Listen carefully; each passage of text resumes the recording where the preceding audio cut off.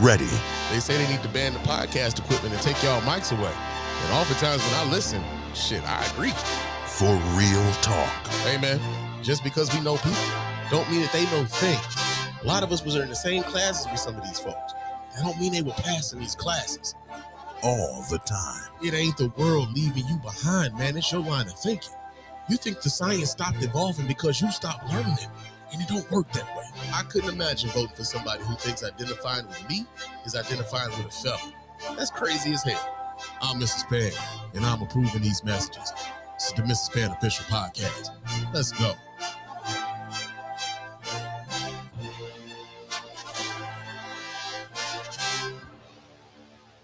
Hey, yo, what's going on, everybody? Welcome to the Mr. Spann Official Podcast. I'm your host, Mr. Spann. This is episode number 66.2 of the show because we had 66.2 because this is our second time trying to get this episode in.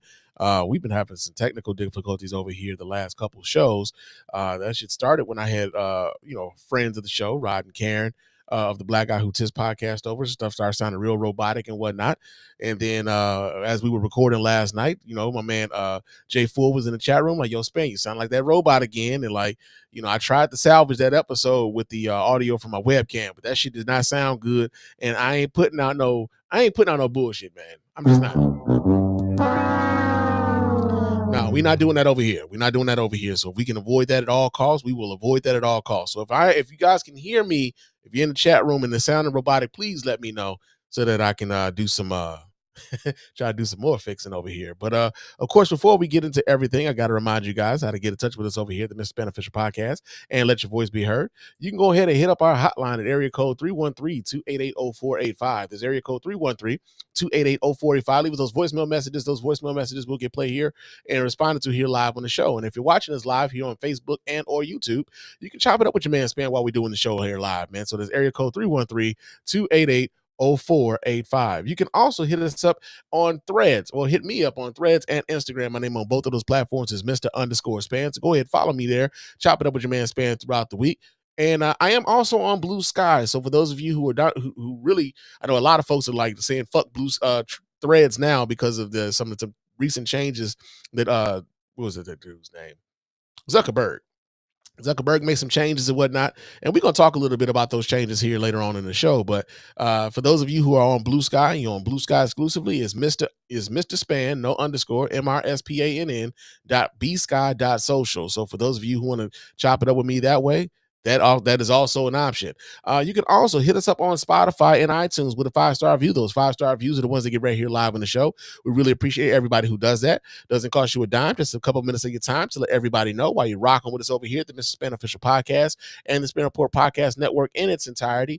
And also, you can leave us comments on our Spotify, right? So you can go on, if you're listening to us via Spotify, you can leave us comments. You can vote in polls on those when we have polls on those episodes. So there's a bunch of different ways you can get in contact with us here over at this the Spann Report Podcast Network and the Mr. Spann Official Podcast.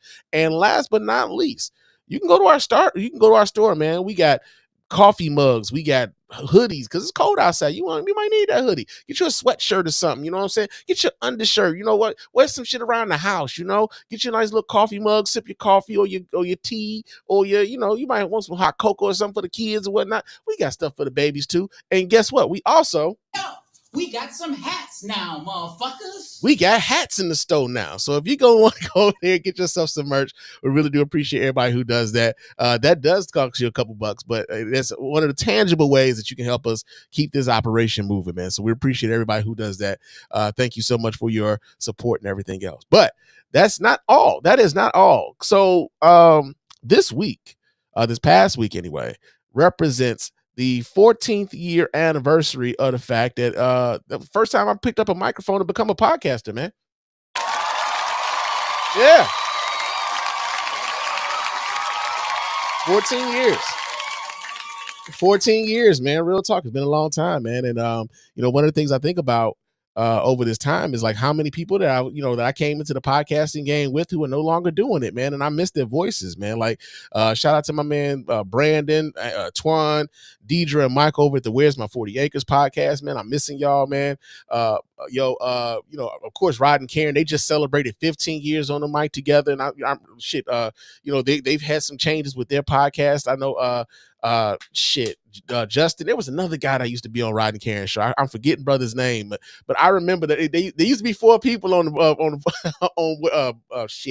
on the Black Guy Who Tips, man. But I remember the Player Hater podcast. I remember, even some people that I haven't heard from in a while. Like there was the Pennyman Doctrine and the Onyx Truth and all these different shows, man. Like, and I just think about like how many of these people that I came into and has experiences with in podcasting, and the fact that not too many of us are still around, man. So the fact that we still up here and we still doing it 14 years in the game, man, is kind of crazy. I'm feeling like an old head up in this motherfucker, man. Real talk. But it's a blessing to still be able to be out here, and I appreciate you guys for not only allowing for me to get on here and talk my shit, but actually wanting me to get on here and talk my shit. So like when I've been on hiatuses and shit like that, people are like, yo, Spann, where you at?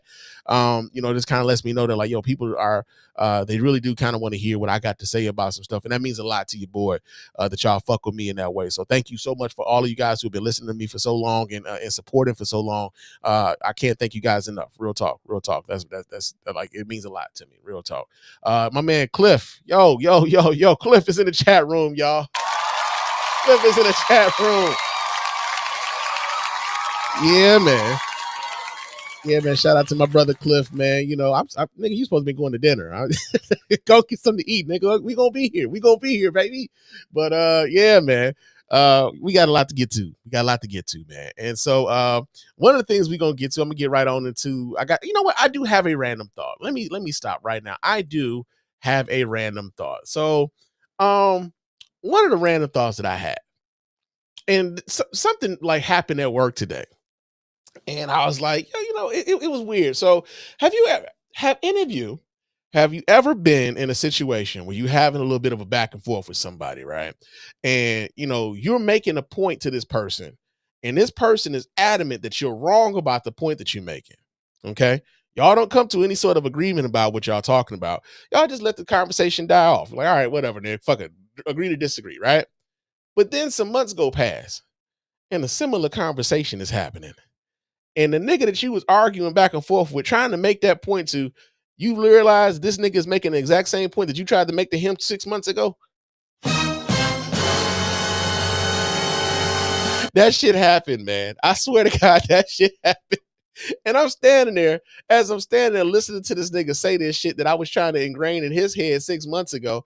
This nigga trying to ingrain it in somebody else's head like it was an original idea, like he came up with the shit. Like, nigga, that's the same shit I tried to tell you 6 months ago.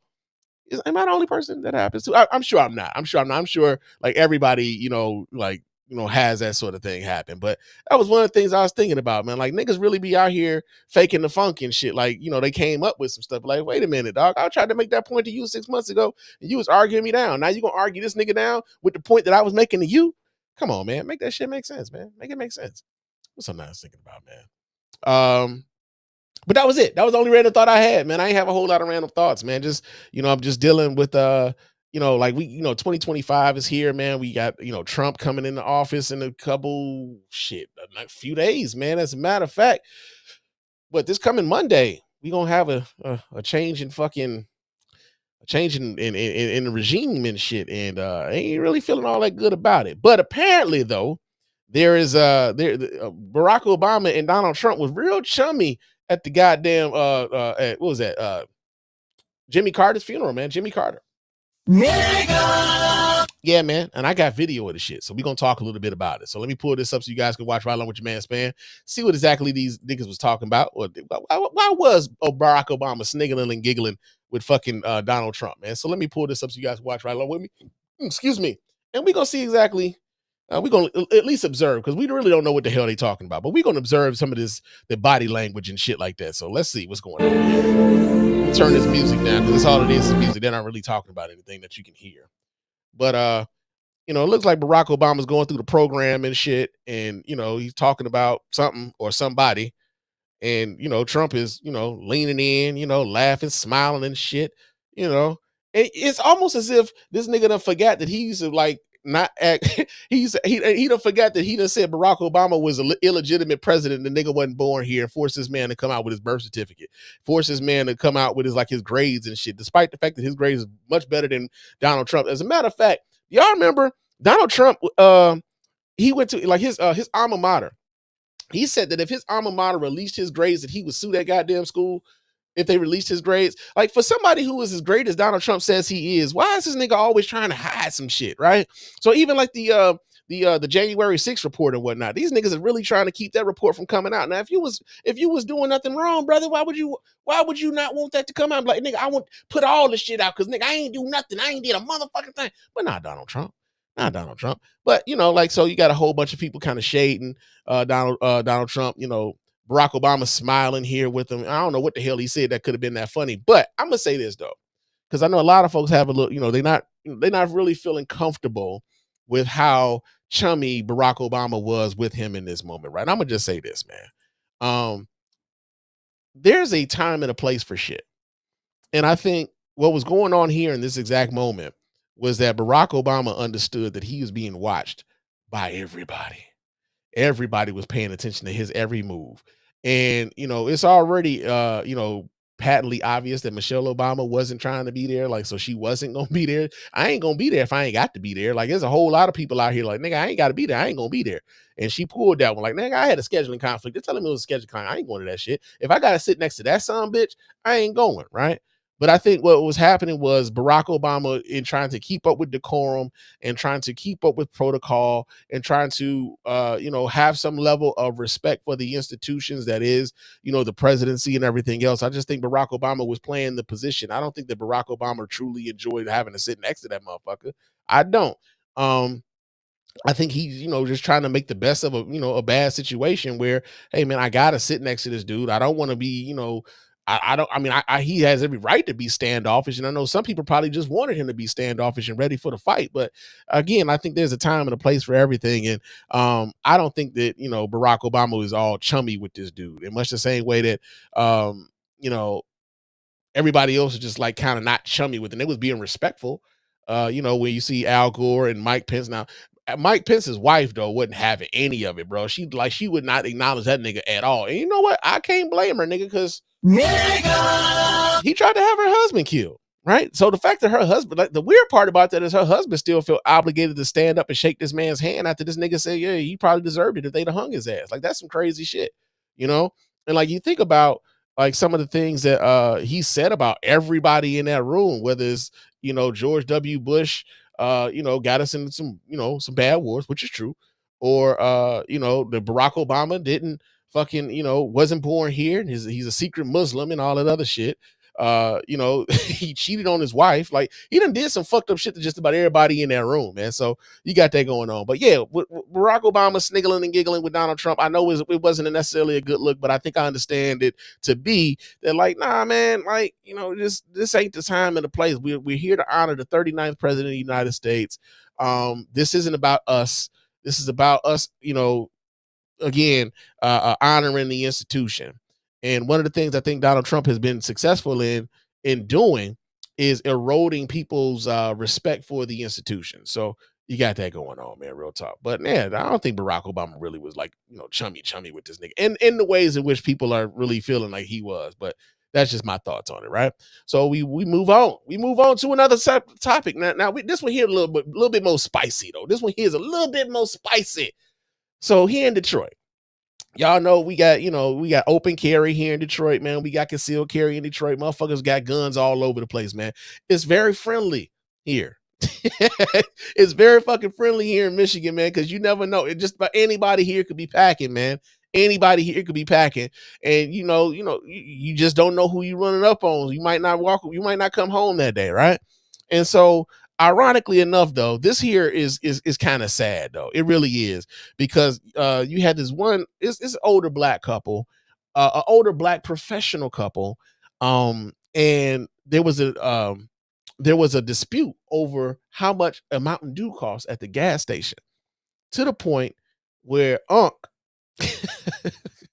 ends up pulling his piece on another customer in the store, man.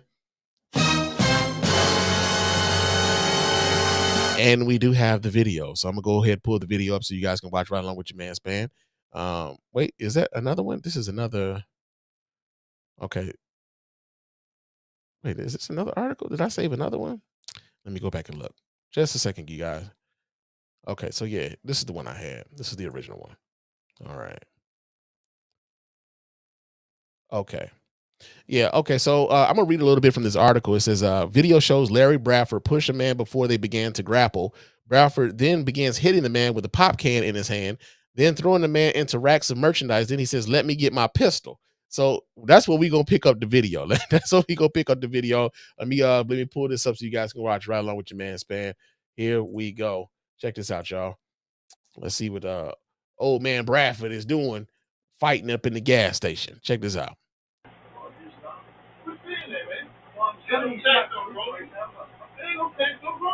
Okay, so right now they're arguing over whether or not there's tax on groceries. And here in Michigan, for those of you who are not familiar, here in Michigan, when you buy a soft drink, if it's a pop or if it's like a beer or anything like that, except for bottled water, ironically, which is crazy. But if you buy a soft drink here in Michigan, there's a 10-cent deposit on the bottle or the canister or the container in which that soft drink comes in, and you pay that in advance. But when you get finished with that can, you bring it back to the store. They give you a dime for every bottle or can that you bring back, right? Apparently, Pops don't forget that you got to pay the deposit on the drink. And so they're arguing about whether or not this is going to be a tax on this pop that he's buying. And meanwhile, he's arguing back and forth with a customer behind him. But because ultimately, I think this customer like, "Hey, man, hurry up and buy this shit so I can get the fuck up out of here." But now, Unc ain't really feeling this man getting in his business. You know how black folks is about, "Hey, nigga, I ain't even talking to you, motherfucker. Why you over here with in my shit, nigga? Get the fuck out of here." Well, he's got quit getting in it. Ain't none of your business. See? Ain't none of your business. Who the fuck is you talking to? What are you talking to? You put your hands on me, bitch. Push your motherfucking head. Don't talk to me like that. I don't know that fuck. You don't know me. Oh, shit. Now see, Pops out here. Unc out here he hitting him with the Mountain Dew. Now he moving this nigga around, man. Now see, this right here. Let this be a lesson to you guys who are not familiar. You do not want to be on the other end of that old man strength. Okay, you do not want to be on the other end of that old man strength. Old man strength is undefeated, man. Old man strength has been through some things. Old man strength, especially if it's cross racial. Oh, nigga, you really don't want any parts of that because that man got a whole lot of rage against y'all. Y'all been getting away with some shit he done letting it slide, and here you are about to catch all of it. So he's slinging this white boy around his gas station like a rag doll. It's actually kind of amazing considering that look like a seasoned man,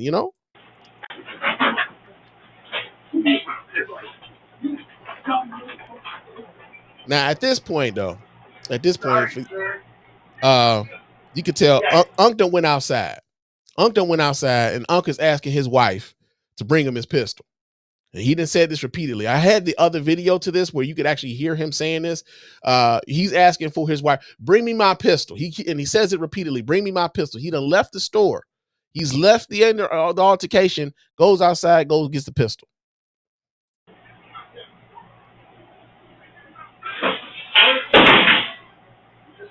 I don't know why the screen rotated and shit though. That's ghetto.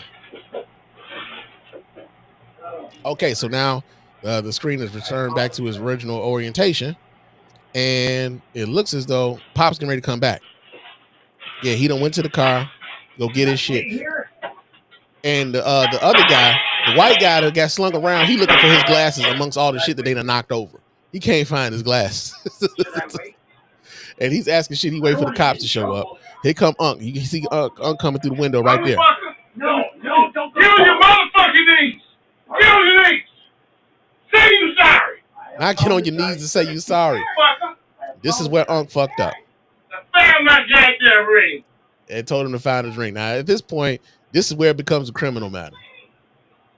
Because you left the situation, and then you come back with a pistol, forcing that man on his knees. I gotta find my ring. What happened? He trying to rob you? Now his wife is saying, "What happened? Was he trying to rob you?" Now he's already in there with a pistol, right? Unc already in there with he got this piece on him already. He got old boy on his knees already and everything else. He just told this man he should blow his fucking brains out over a fight over whether or not he should pay 10 cents on a pot. What happened? What happened? Now she come in here, she got her pistol too. What happened? We argued. What happened? You punched me out the door. He punched me. Baby, what happened? Yes, ma'am. What happened? So they both out here with the strap to the boy. They both out here strapped. We argued. What happened? We argued. What happened? Larry, look what you said. And she keep asking what happened, like she's really trying to find out what happened. I don't think she's really interested in trying to figure out what's happening, because he's trying to explain this shit to her, and she just keeps saying, "What happened? What happened? What happened?" He like, "Ma'am, he pushed me. He punched me."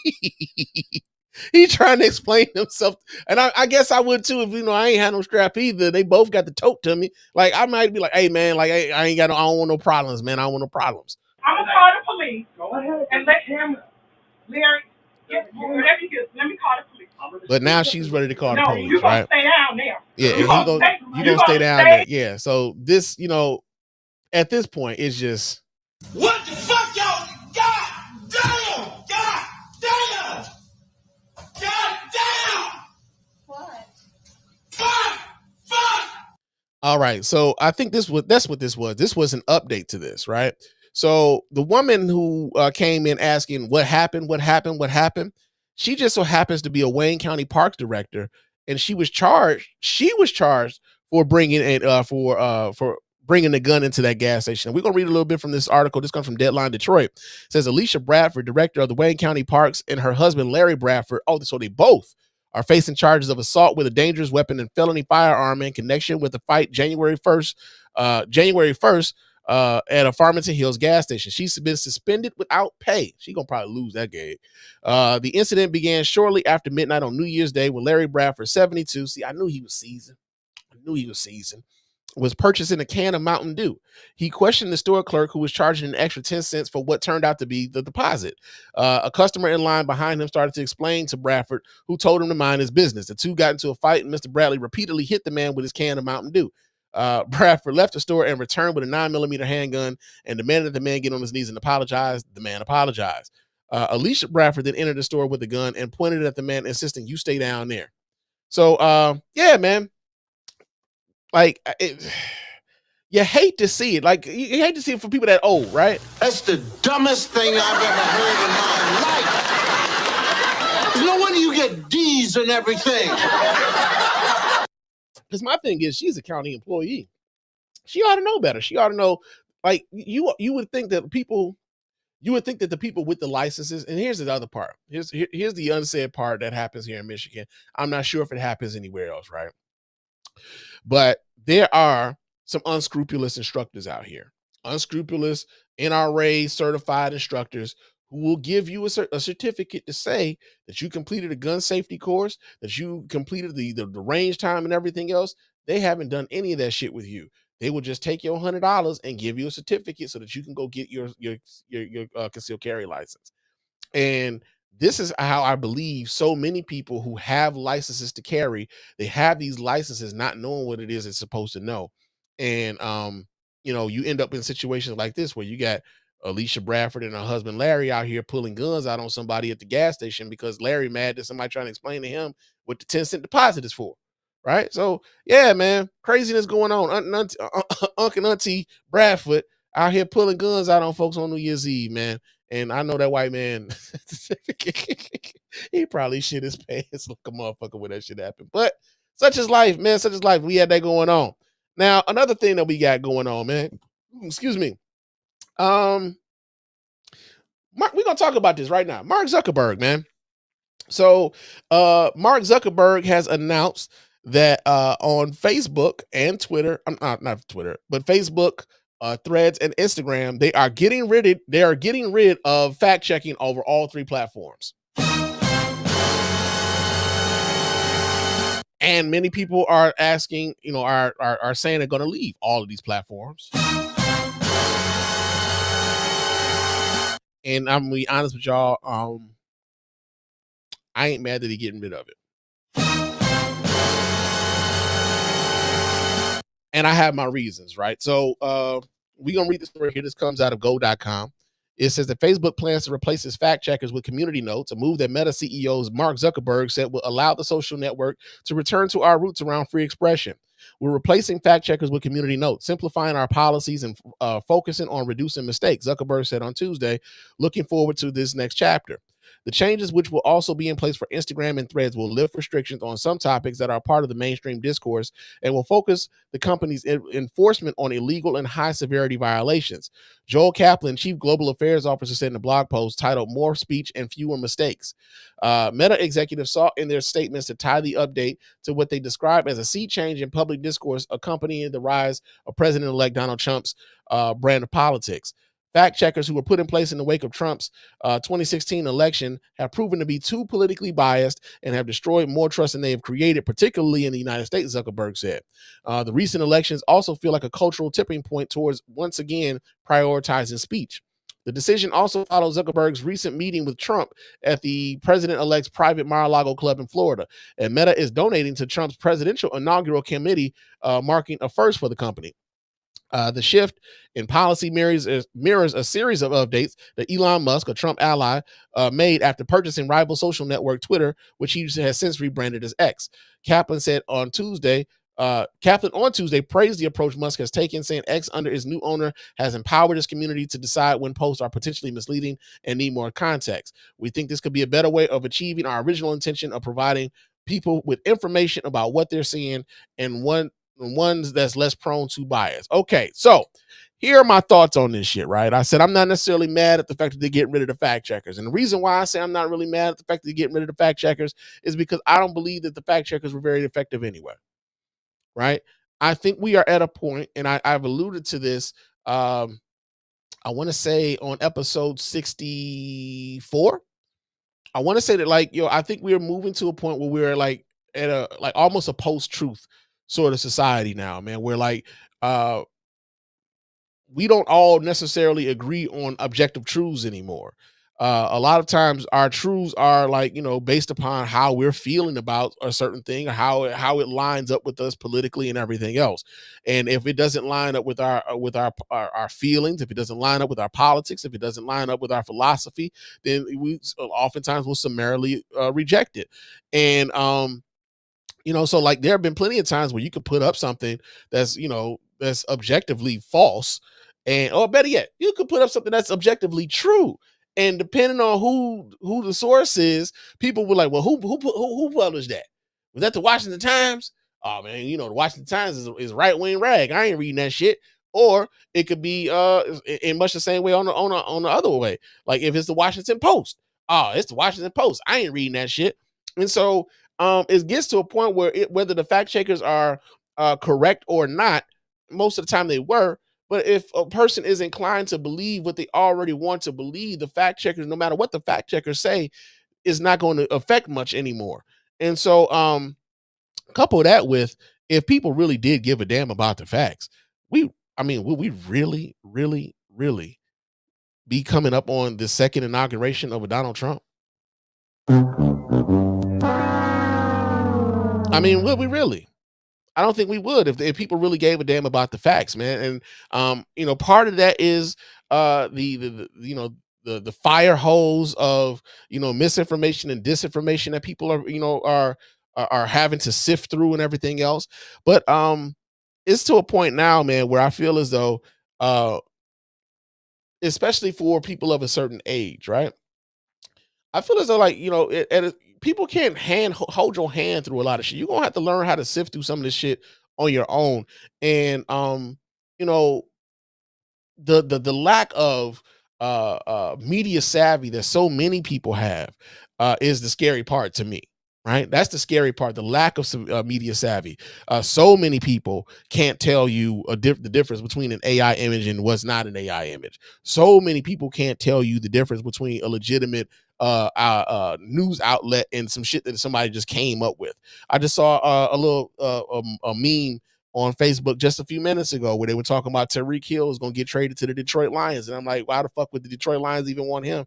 And I also know that the trade deadline is already passed. So ain't no way the hell they're going to be able to trade for him anyway. And not the fact that, not even that the Lions would even want his crybaby ass, right?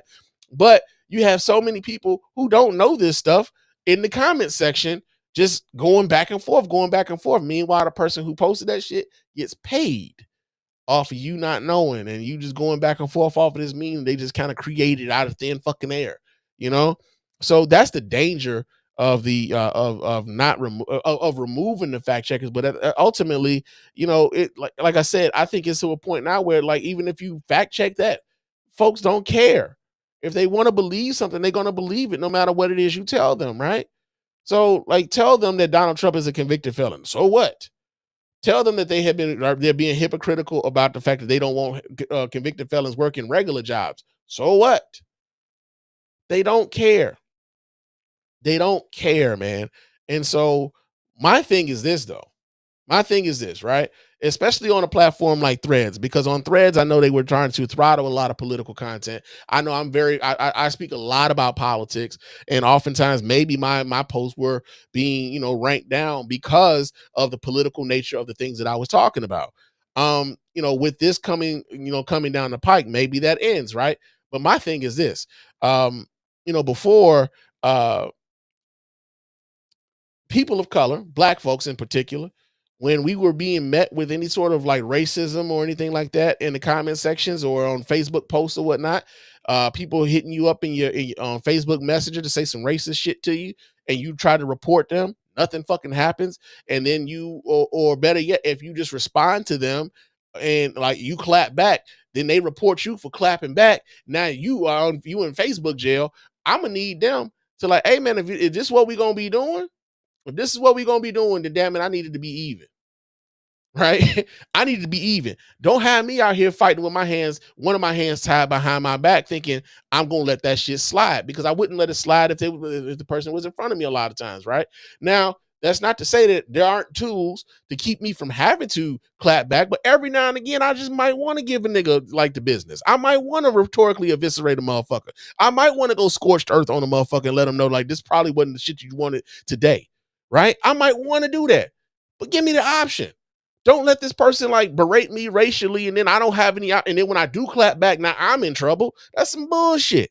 So if we're gonna be doing this meta, if you're gonna be taking away the fact checkers, if you're gonna be taking away the moderators in that way, if you're gonna be amplifying political content on Threads and on Instagram, and we know that a lot of the right wing, they can't wait to get over there to start spouting that bullshit, right? Leave me with the option of being able to fight back. I already have the option to not engage also. That's the other part. Because there's so many people that are like on Threads now who are talking about they're leaving for Blue Sky because they're like, yo, man, you know, Elon Musk is going to, I mean, all these, the Nazis in the races are going to come here like, man, they got their tools for you to not have to engage with these people. You can block this motherfucker. You can, if they try to quote thread you or whatever, you can remove your quote from them so they don't, you know, people don't pile on your post. You can, if anybody responds to you negatively, you could just not say anything, and then on top of it, hide their reply for everybody, so nobody even knows what the fuck they even said. They are talking into oblivion. There are tools available for people to use. I just know one thing: I'm not about to keep running from platform to platform just because, you know, like the owners of these motherfuckers decide they want to do some other shit. I'm not doing that, man. I already got rid of Twitter, and like that was the principal thing for me, on the strength of the owner saying he's wondering why nobody wanted to why nobody was trying to kill Kamala Harris. That was the breaking point for me, right? That was the principal stance I took there. Mark Zuckerberg allowing for the racists to come back on Facebook. Hell, we knew Mark Zuckerberg was a piece of shit when he let like the Russians come over and use Cambridge Analytica to pump up so much misinformation and disinformation during the 2016 campaign. That's what the fact checkers came in to begin with. So yeah, man, like I mean, I get it. You know, if you're going to leave, you know, if you don't want to be on Facebook anymore, I get it. If you don't want to be on Instagram anymore, I get it. Hell, I'm hardly ever on really Instagram anymore, to be honest with you. I'm mostly on Threads. And, but if you decide to leave, hey man, more power to you. Your mental health is important to you and all this other thing. Boy, bon voyage. I am never going to begrudge nobody for none of that shit. However, give me the opportunity, give me the chance to fight back. Don't tie my hands behind my back. So with that, I would appreciate if you know, Mark Zuckerberg would at least do that, give us that option, as opposed to what's been happening, where marginalized people or minorities. Let me not even say marginalized people. Minority groups are being squashed because they're responding to some bullshit coming their way, man. Fuck all that. Let me fight back. I trust me. I can handle myself. Right? I can handle myself. It's very easy to fuck. It's very easy to fight with maggots, man. Real talk. They're not a very like bright group. They're really not. So you got that going on. Now, another thing I want to talk a little bit about, man. Are these the final days of TikTok, man? So TikTok is scheduled to be like sundown here in America on the 19th of January, man, if the Supreme Court doesn't step in and stop this from coming in, right? And so one of the things about this though, like I remember it's ironic that as much as like Donald Trump is talking about trying to save TikTok now, when he was president the first time, he was actively trying to get TikTok banned then. I think now he found out he got some supporters over there that he's trying to save it now. Because it's always, self-interest when it comes to that motherfucker, right? But people are looking for alternatives to TikTok. Should it get banned, right? Now, one of the things I have been observing over the course of the last couple of days, man, is like watching how people talk about the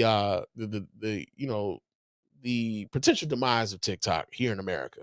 And you got some people who are like good riddance, and you got some people who are just like, they losing a lot, man. Like shout out to my man Dilla, Sherm Dilla Thomas, man, my brother from high school. Yeah, I've had him on the show. That man he's got like 120,000 followers on TikTok. He was dropping 60 seconds of Chicago history on every TikTok, man. You learn something on this shit. And he was able to, not only do that, but transfer that shit over into a whole thriving business where he's touring Chicago for tourists and like and locals alike, and they get a chance to learn things about the city that they hadn't known before, right? And so that's like, that it sucks for him to have to, try to have to replace that revenue stream. And so one of the things that people say, well, shit, you could just use Instagram or you can use, Snapchat and stuff. But like, I think the algorithms are different on those platforms, man. And the way that they present your shit is different on those platforms. There's a reason why people are gravitating more towards TikTok and not towards Instagram. As a matter of fact, it was TikTok that made Instagram come up with Reels in the first fucking place. Same thing with YouTube. YouTube got YouTube Shorts and shit now. And like, I'm gonna be honest, like the like that short like format stuff is cool, but it's not my jam. Right? It's not my jam. I hate when I'm trying to watch some shit on the TV and like niggas got they recording and you can tell they done record it and they got their phone set up like this and not like this like it's supposed to get that widescreen shit popping. You know what I'm saying? Like I got this big ass TV and you got me watching this shit in the sliver, man. Fix that shit. Right? So we got a list here though from TechCrunch of possible replacements for TikTok. But we're gonna read from this article. It says TikTok has warned of a looming shutdown in just 6 days, as the Supreme Court is currently weighing the law that would ban the app. So we thought it's time to take a look at other platforms that may be able to fill TikTok's shaped hole in our lives. There's no one-to-one replacement, but there are some viable options to consider that offer a similar experience. So the first thing they come up with is Instagram Reels. Instagram Reels product is arguably the most popular TikTok clone, and for good reason. Many of the videos are the same. True. As creators often share the same content that they post on TikTok to Instagram Reels. Plus, a lot of the trending sounds and topics on TikTok eventually make their way over to Instagram Reels, kind of like how Twitter used to be for Facebook. However, given that TikTok's algorithm is largely unmatched, Instagram Reels might not be able to surface videos you're interested in the same level that TikTok can. But Instagram has spent the past few years enhancing the Reels recommendation algorithm, so we can probably expect it to get better over time.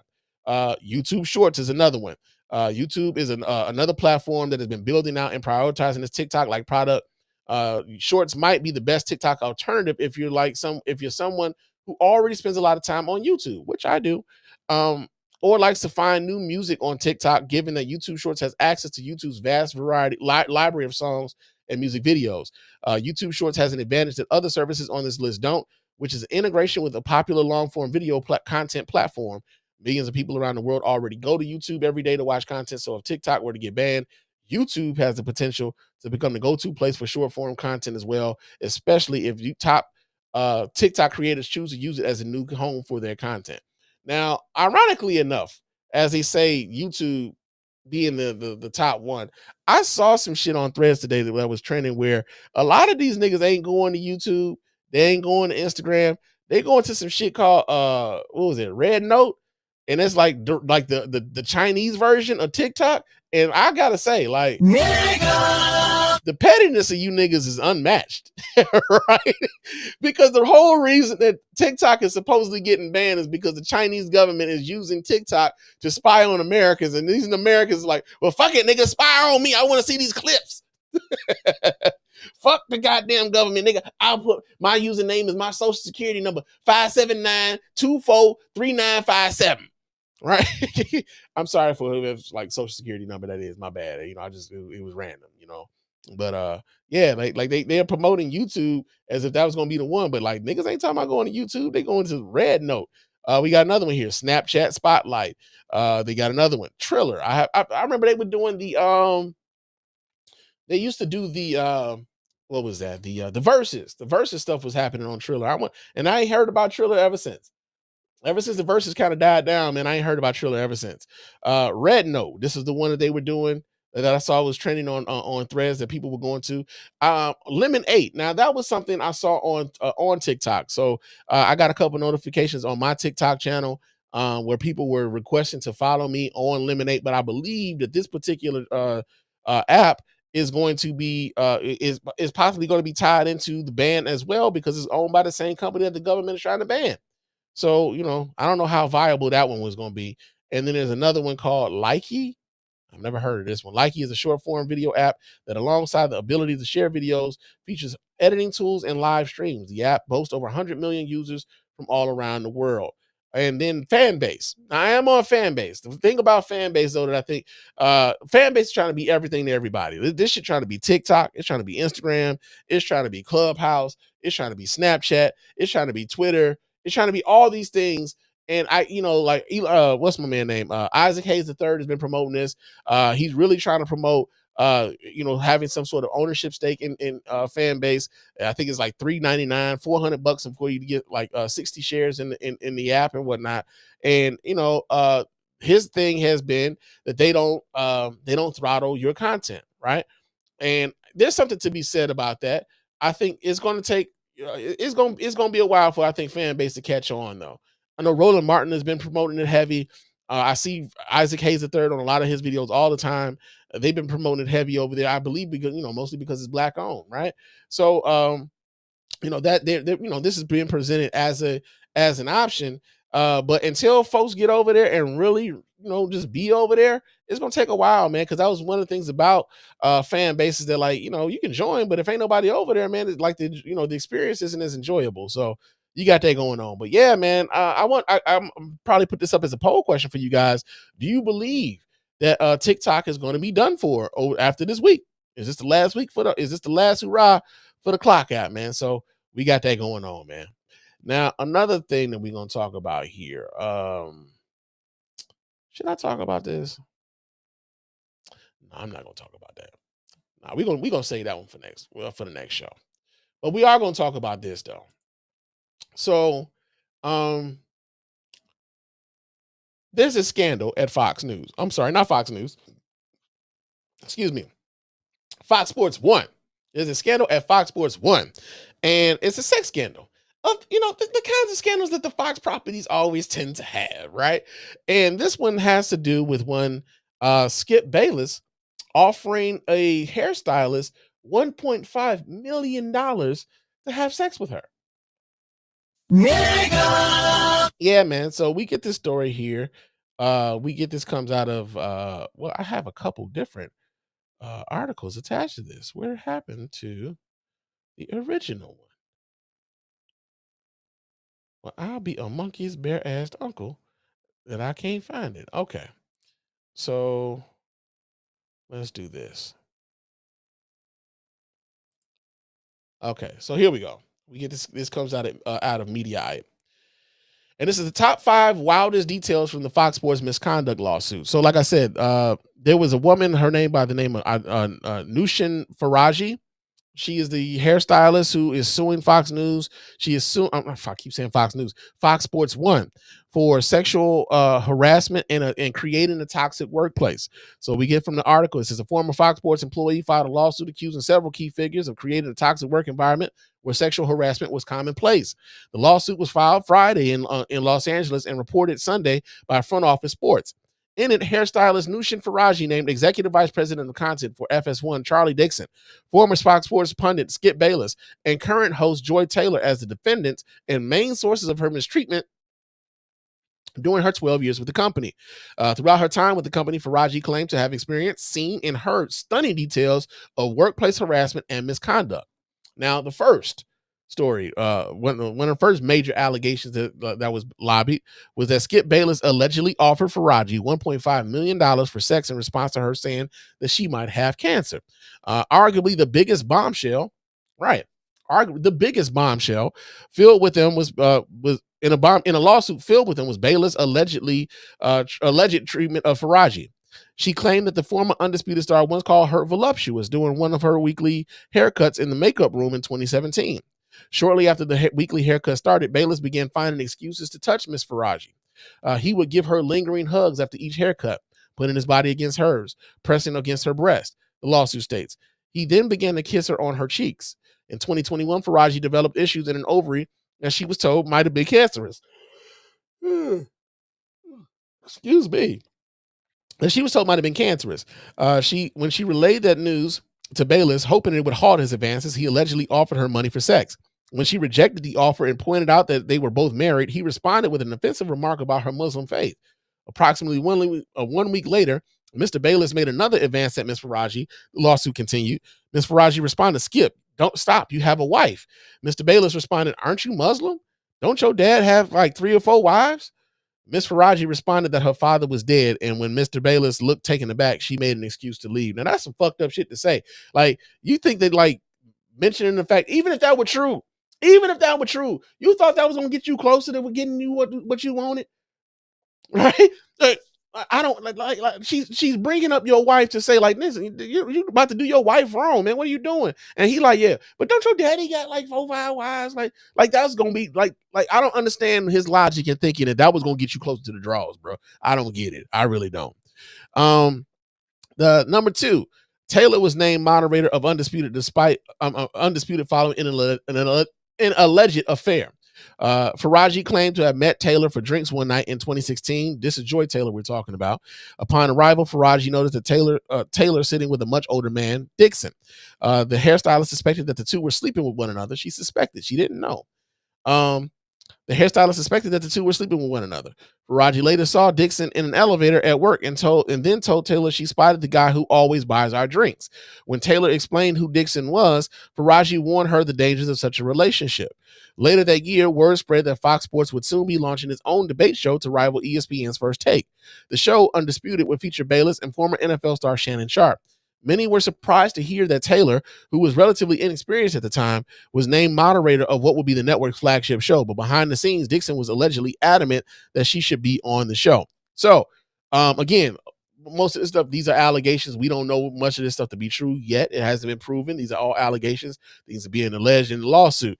But I would, like I said, as it's being presented, she's saying like she suspected that these folks were having sex. She didn't know, other than the fact that she saw them, met them, and maybe they were being a little friendly when they was at the, at the dinner or whatever. But that doesn't necessarily prove anything, right?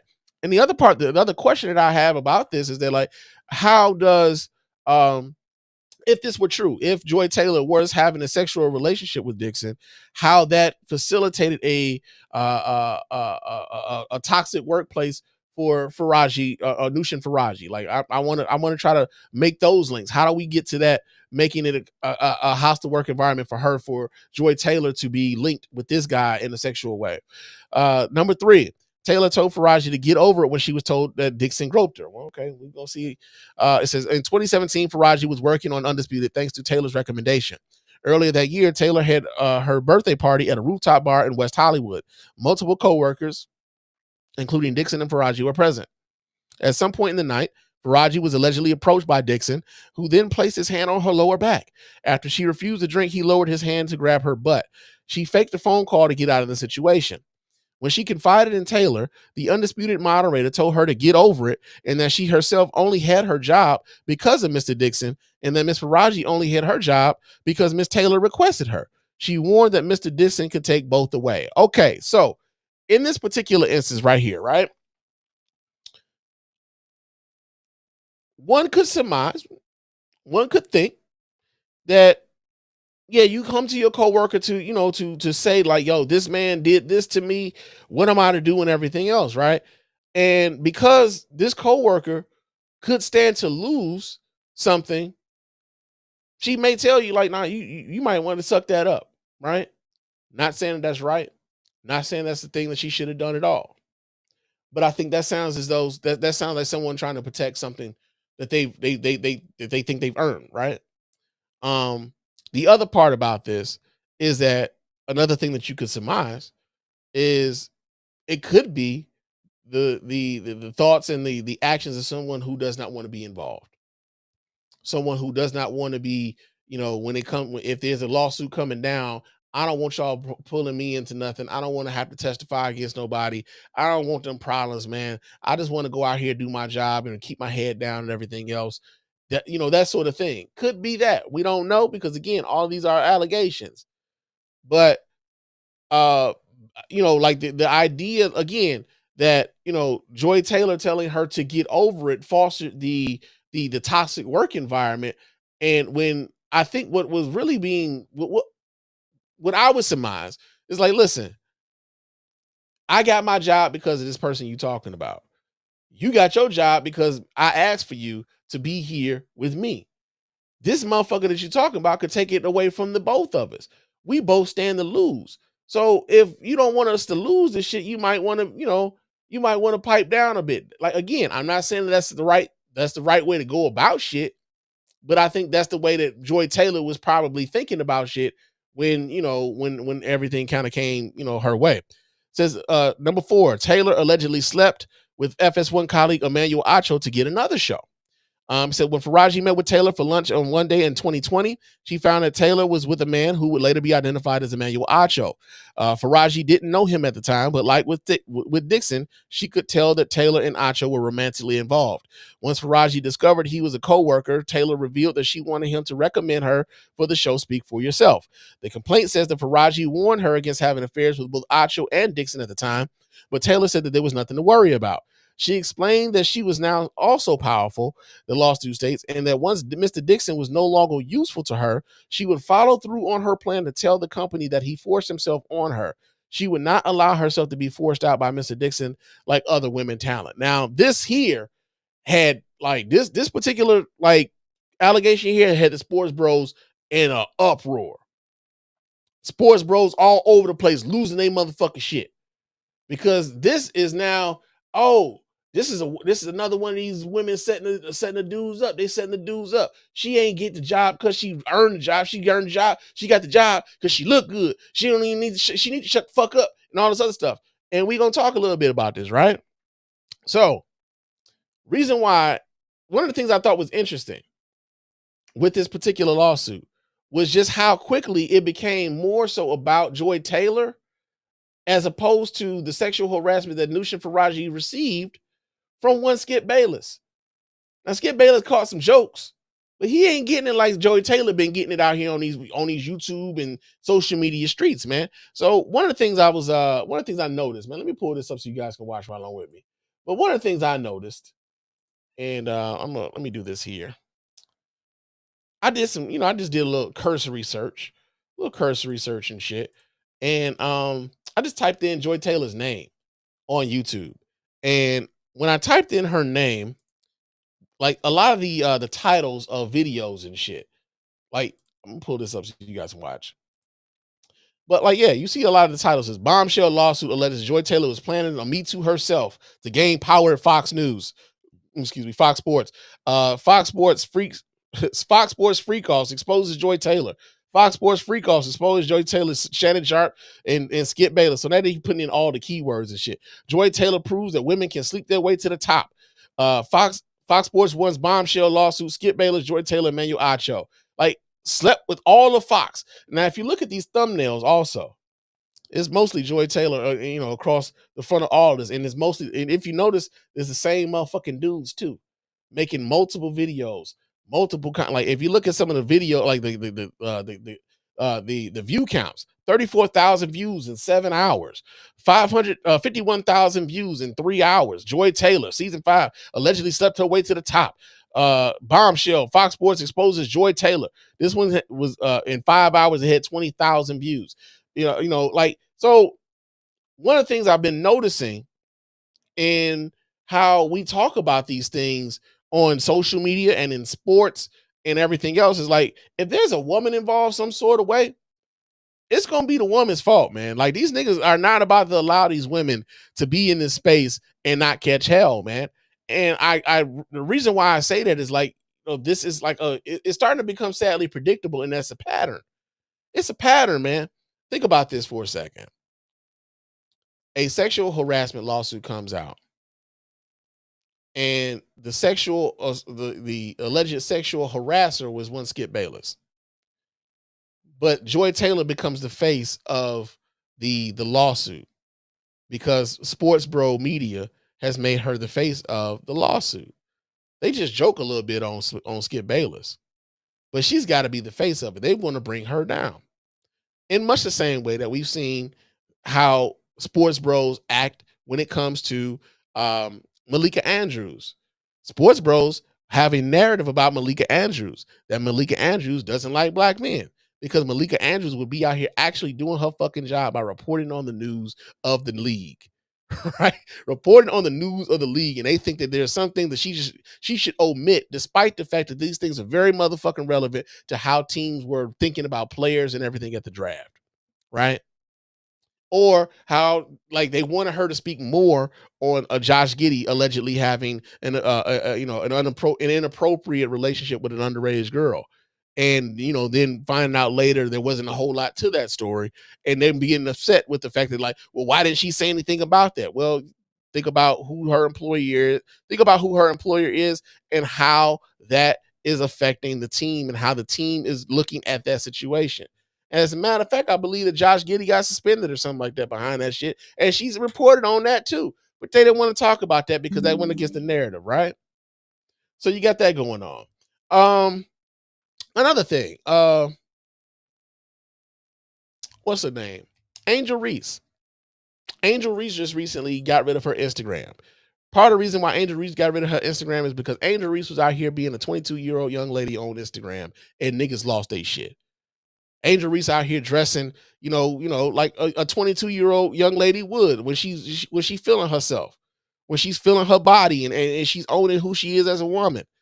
And like these dudes lost their fucking minds at the like, oh, they saw some titties. And now you got Charleston White on platform saying Angel Reese doesn't want to be a ball player, she want to sell pussy.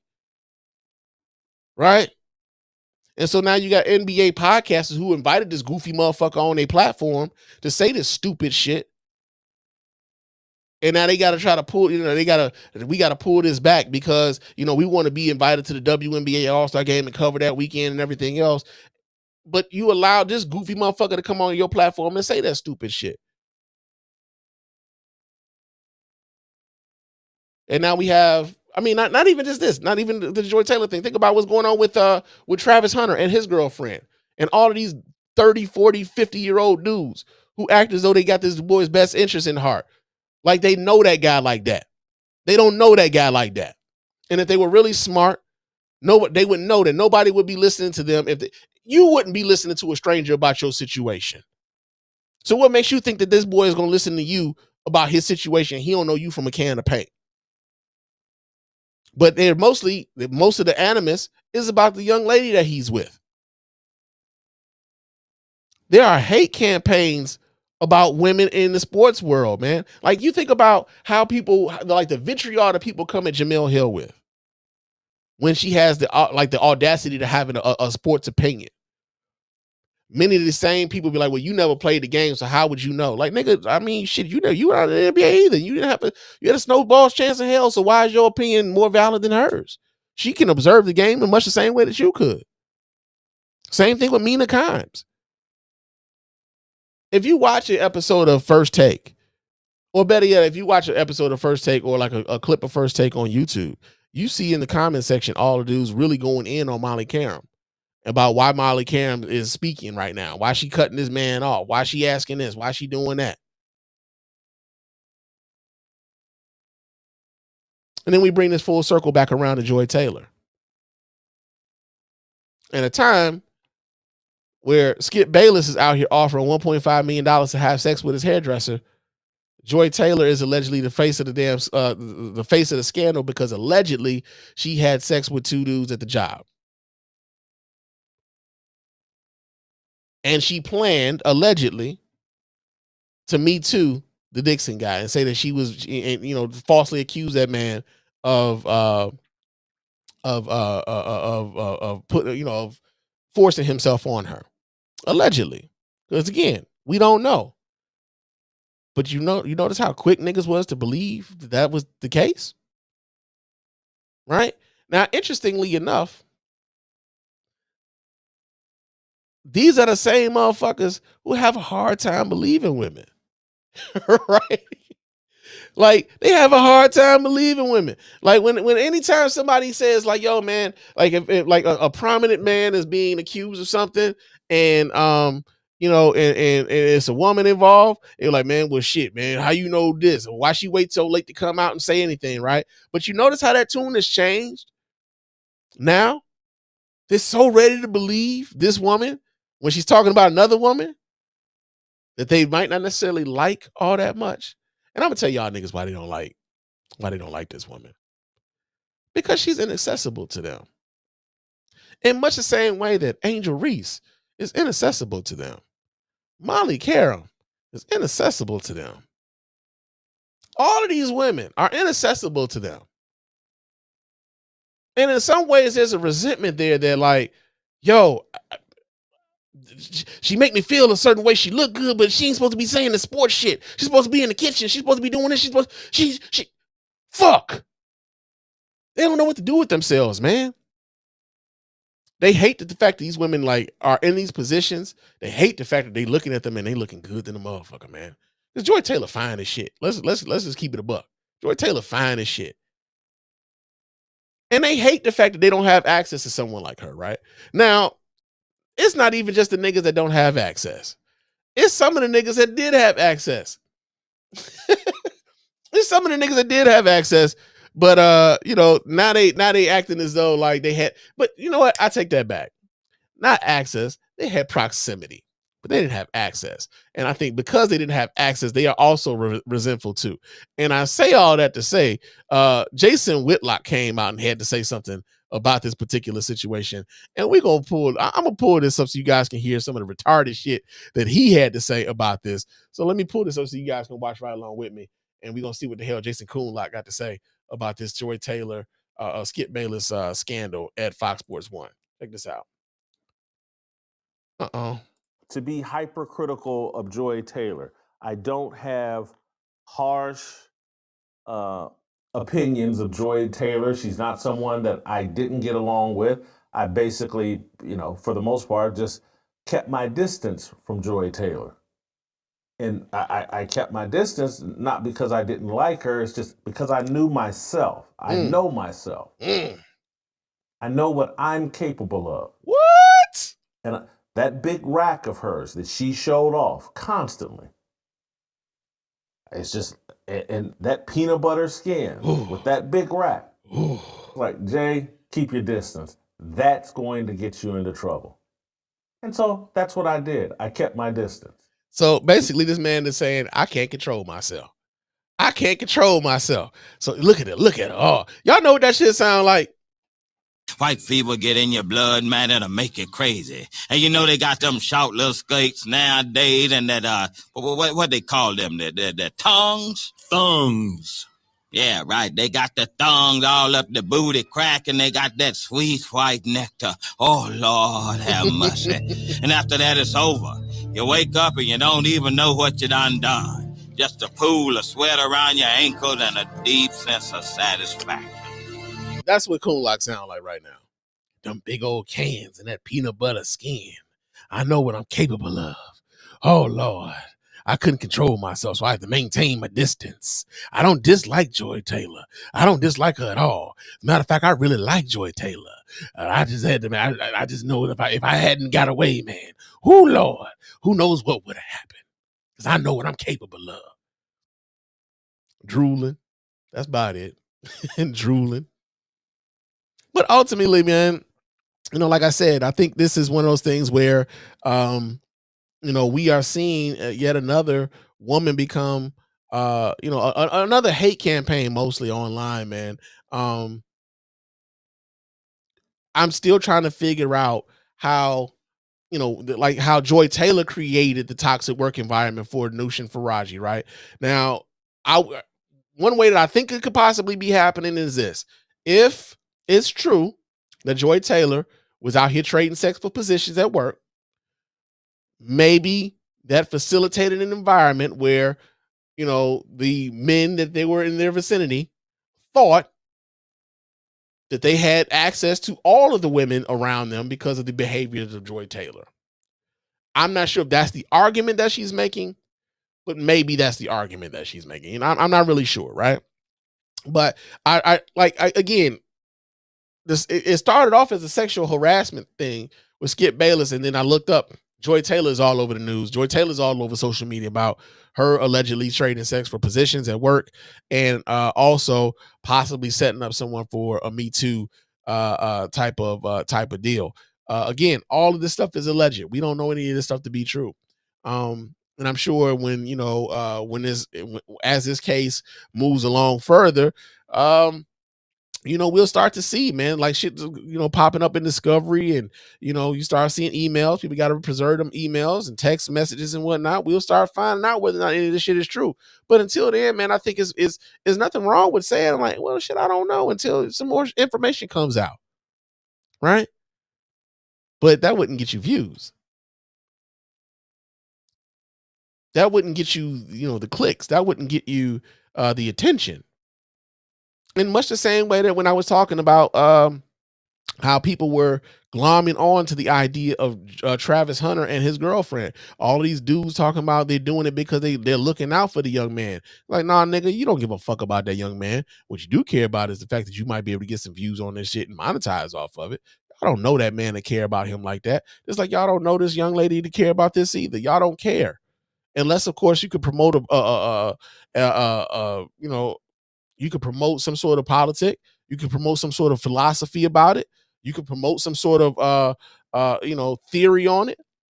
But ultimately, man, these niggas don't be caring, bro. And all of them be repeating the same shit that each other is saying. It'd be the same circle jerk of the same niggas. When you see those, I'm telling you right now, if you go back and you watch the little scroll of all the videos that I did, you're gonna see the same names over and over again. Because that's just what they own. That's their whole MO. So yeah, man, you got that going on. I would hope that people at some point we get to a point where, like, yo, I ain't gotta necessarily be first. I don't gotta be first. I just want to be right. Right. I ain't gotta be first. I just gotta be right. And so sometimes being right means you gotta wait. Gotta wait for more information to come out. And that's it. That's all. But yeah, man, that's all I got to say, man. I've been running my mouth for a little bit. Like I said, this is actually the second time I've recorded this podcast. Hopefully the shit sounds good. I would hate for me to get off of this mic and it sounds terrible after I didn't record this for the second time. But yeah, man, I gotta get on up out of here. But of course, before we do, I gotta remind you guys how to get in touch with us over here at the Mr. Spann Official Podcast and let your voice be heard. You can go ahead and hit up that hotline at area code 313-288-0485. That's area code 313-288-0485. Leave me those voicemail messages. Of course, those messages will get played here and responded to here live on the show. You can also email us here. No, you can't email us here. The email is broken. So hit me up on Threads and Instagram. My name on both of those platforms is Mr._Spann. So go ahead, follow me there. Chop it up with your man Spann throughout the week. Also, hit us up on YouTube, man. Our YouTube channel. Subscribe to the YouTube channel. Leave us comments on the YouTube channel. Like on the videos on the YouTube channel. And those likes, well, not necessarily likes, but the comments, we will read those comments here on the show if they're pertinent to the conversation that we having here. So we really appreciate you guys who do that. Also, leave us a 5-star review on iTunes and or Spotify. Those 5-star reviews are the ones that get read here live on the show. Really appreciate everybody who does that. Doesn't cost you a dime, man. It's a couple minutes of your time to let everybody know why you're rocking with us over here at the Mr. Spann Official Podcast and the Spann Report Podcast Network in its entirety. And yo, man, real talk, I don't want to act like I'm begging the shit, but y'all niggas been leaving me hanging on those goddamn 5-star reviews, man. Say something, goddamn it. I say something, goddamn it. Shit. It's been about 2 months, goddamn it. Hey. Fuck that. Leave a review. Shit. Right. But no, man, leave us a 5-star. We really appreciate everybody who does it. And as always, you can go to our store, cop yourself some merch, get yourself a t-shirt, get yourself a coffee mug, get yourself a hoodie, get yourself a sweatshirt, get yourself an athletic shirt, not a wife beater, an athletic shirt. Yeah, we calling them athletic shirts now. Wife beater dead. We leaving that in 2024, man. Real talk. But yo, man, I am about to get on up out of here. I will talk to you guys again soon. But until next time, fam, peace.